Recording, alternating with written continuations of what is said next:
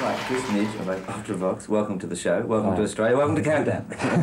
There you go. Quick. Second take. Listen, Chris, tell us a little bit about the band, how it first started, name. Oh, it started about 6 years ago now. Right.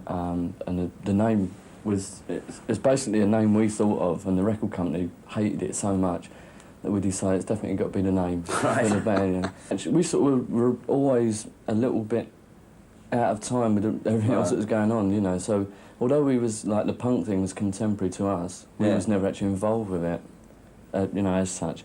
And so it was really strange for us, and the record company couldn't really handle it at all. They couldn't see why we wouldn't sort of bend that little bit towards punk and just ride on the crest of it, you know.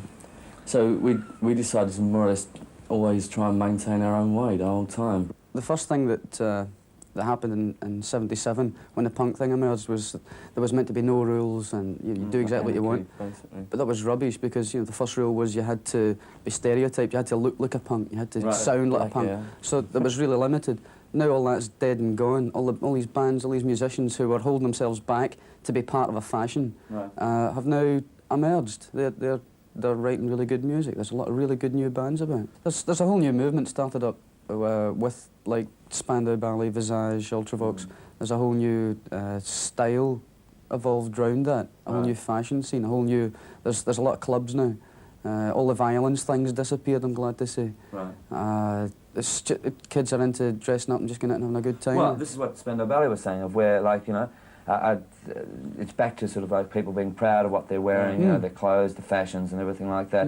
Did you feel that within music, I mean, that again there can be some sort of progression through this period? I think a lot of it actually goes back to sort of the earlier punk stuff, because like the companies now actually have taken notice of it, and I mean that was the start of opening everything up. Right. And now it's got to the point where it's not a fashionable thing anymore, and everyone's aware that it should be more open.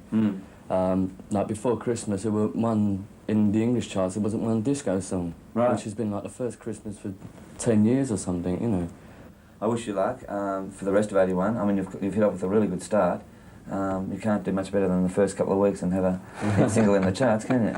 And you must come out. Glad too. Oh, right. That'd be good. Well, yes, Adam and the Answers to take over the charts, mate. And do come down to Australia sometime. Will do. All right. And when you come down, you've got to be on the show. Right. All right. Thanks, Chris. Thanks, Midge. Cheers. With the title track from their album Vienna, here's Ultravox.